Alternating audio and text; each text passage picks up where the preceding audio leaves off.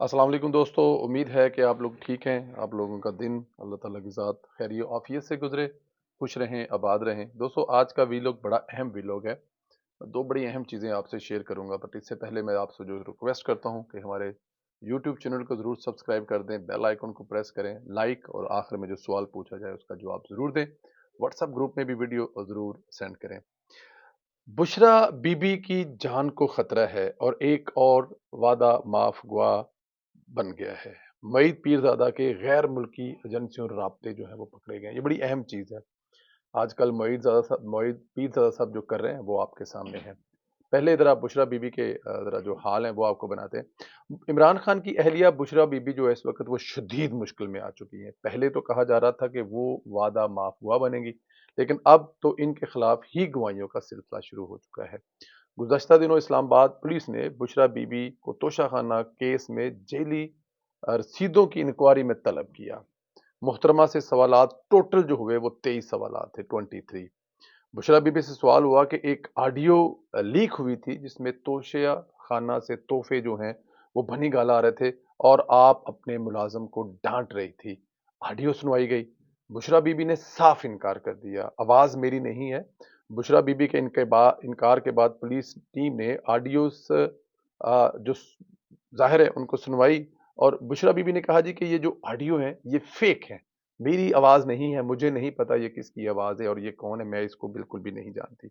अब बुशरा बीबी को इस बात का बिल्कुल नहीं पता था कि जिसके साथ ऑडियो है, जिस मुलाजम इनाम को उन्होंने डांटा है, वो गवाह बन चुका है।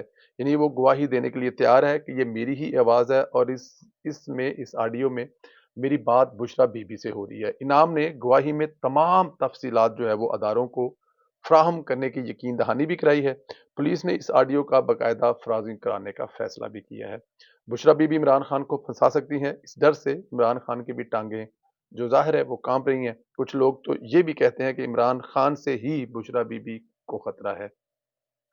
अब दोनों में से किसको खतरा है ये तो अल्लाह बेहतर जानता है, लेकिन आने वाले दिनों में हम मेरे ख्याल में बुशरा बीबी को बड़े ही मुश्किल में देख रहे हैं। देखें दोस्तों, आप कसूरवार हैं, आपने एक कसूर किया है, आपने दो नंबरियां की हैं और उसके सबूत ये हो नहीं सकता कि एजेंट समटाइम क्या होता है कि वो जिसे नहीं कहते कि खुदा की तरफ से ढील दी जा रही होती है, तो बहुत सारी जगहों पर शायद एजेंसियों की तरफ से भी डील की जा रही थी, इमरान खान साहब को भी, बुशरा बीबी को भी।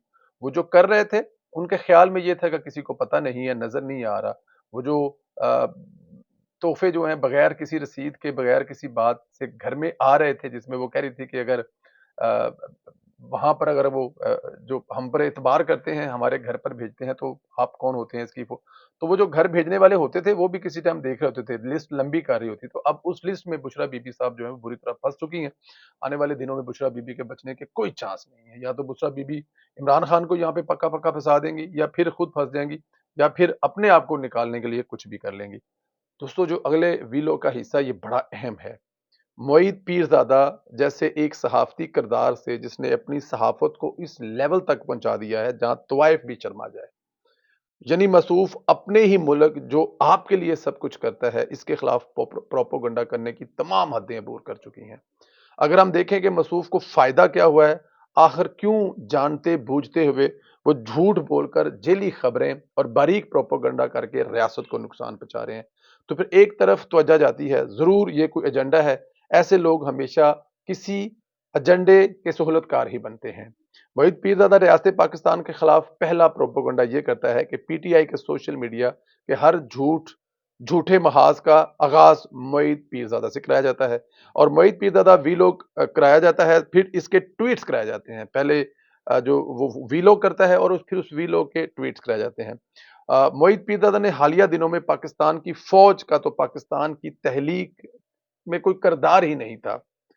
ये सच है, पाकिस्तान आईनी और सियासी जद्दोजहद का नतीजा है और उसी के नतीजे में वजूद आया। फौज कैसे अपना हिस्सा डाल सकती है, क्योंकि ये आज़ादी के वक्त बरतानवी हिंदुस्तानी फौज थी। इस वक्त भी ब्रिटिश इंडियन आर्मी के मुसलमान अफसरों और सिपाहियों ने जद्दोजहद, आज़ादी और आज़ादी के बाद हिजरत में कई तरीकों से अपना हिस्सा डाला। तकसीम के वक्त पंजाब और बंगाल में शदीद फिरका वारायत, तशद्दुद और फूट पड़ा। मुसलमानों ने गैर मुसलमों से ज्यादा तादाद में हिजरत की और ज्यादा बरीयत का सामना करना पड़ा। तकसीम के अमल के तहत पाकिस्तान की फौज ने खुद تشکیل پاکستان کی فوج نے خود 9 تشکیل شدہ ریاست کے لیے گھروں سے بھاگنے والے مسلمانوں کی جان بچانے میں مدد کی۔ وہ آپ کو پتا ہے کہ جب یہ سارا کچھ سیٹل ڈاؤن ہو رہا تھا، اس میں فوج کس لیول پر ان لوگوں کی مدد اور ہمت اور حوصلہ بڑھا رہی تھی جو اپنا گھر بار، کام، کاروبار سب کچھ چھوڑ کر واپس پاکستان آ رہے تھے۔ پھر مسعود فرماتے ہیں کہ چھونیاں شہروں سے دور تھی، وہ ڈپٹی کمشنر کے انڈر آتی تھی اور ان کا کام شاہی تاج کے خلاف بغاوت کو چلنا تھا۔ اس کے برعکس پاکستان صحیح معنوں میں ایک ریزن ریاست تھی، یہ وہ فرما رہے ہیں۔ اچھا جی، کچھ حقائق یوں ہیں کہ 1947 سے پہلے 2 قسم کی فوجی چھونیاں ہوتی تھی جو اس وقت کی ہندوستانی سرحدوں جیسے راولپنڈی، پشاور، کوئٹہ، سیالکوٹ وغیرہ کی حفاظت کے لیے، جو East India company Lahore, Multan, Jalandhar جیسے اندرونی مخالفت سے نپٹنے کے لیے قائم کی تھی۔ تقسیم کے بعد سیالکوٹ، لاہور، ملتان جیسی زیادہ تر چھونیاں مشرقی سرحدوں کے دفاع کے لیے مخصص تھی اور اس خطرے کے پیش نظر بعد میں کھاریاں، گجرانوالہ اور پنو آکل میں چھونیاں بنائی گئی۔ اچھا جی، بلوچستان میں پراکسی وار، خیبر پختونخوا میں دہشت گردی کے خلاف جنگ ہے، خاص طور پر سی پیک کے تحفظ کے لیے ضروری ہے کہ اقدامات کیے جائیں۔ گزشتہ دنوں آپ نے دیکھا گوادر میں چینی انجینئر پر حملہ کیا، اس لیے چھوٹی چھاونیاں اور فوجی کیمپ سیبی، خزدار، ڈیرہ اسماعیل خان، میران شاہ اور گوادر کی بھی ضرورت تھی۔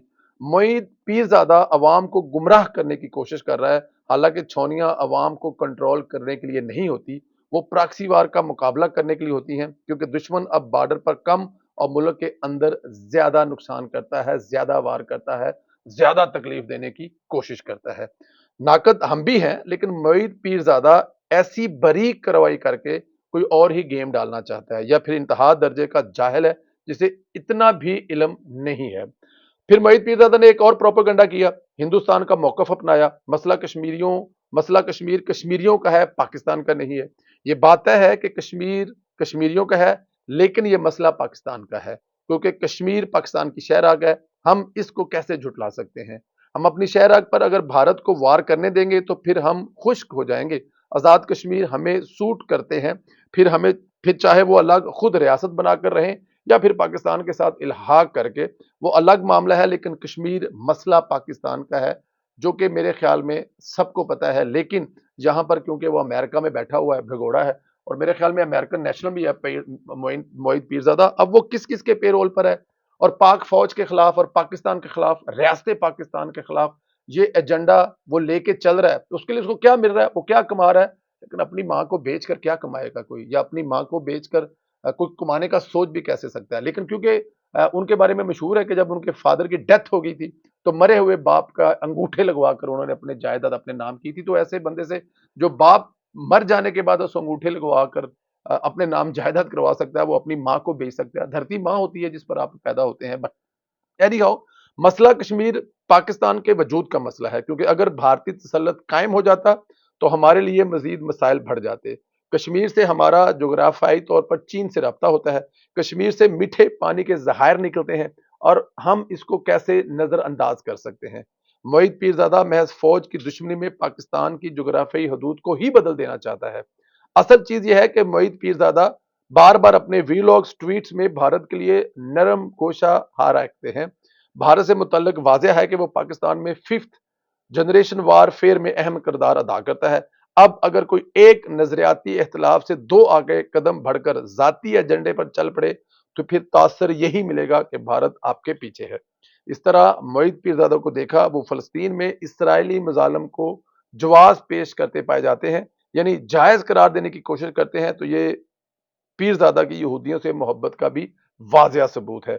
اب اگر اسی ایجنڈے پر بات کریں تو عمران خان بھی یہودیوں کا پروجیکٹ ہے، جس سے متعلق عمران خان کے کزن انعام اللہ نیازی پوری تفصیل سے بیان کر چکے ہیں، بتا چکے ہیں کہ بیرون ملک کہاں ان سے عمران خان کی ملاقاتیں ہوا کرتی تھی۔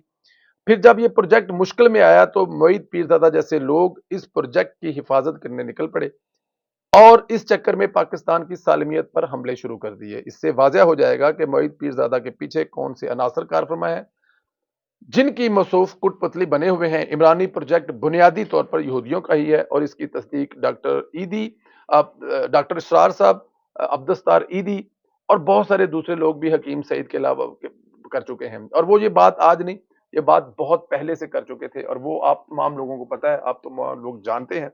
کہ وہ जो बात करते थे इसमें कोई शक नहीं है। लेकिन ये जो मोहित पीरज़ादा है, इसको मैं काफ़ी दिनों से देख रहा था, तो हम सर्च कर रहे थे कि यार ये चीज़ें कर क्या रहा है, तो उसी बेस पर हमने आज आपको बताया। और भी बहुत सारे हैं, लेकिन मोहित पीरज़ादा साहब जो हैं वो आजकल जिस लेवल की प्रोपेगेंडा कर रहे हैं, और वो इमरान खान साहब देखें, वो पहले उनसे वीलॉग करवाते हैं और फिर उनके ट्वीट कराते हैं, और फिर वो जानबूझकर ऐसी चीजें ट्वीट करते हैं जो उनको पता होता है कि ये झूठ है।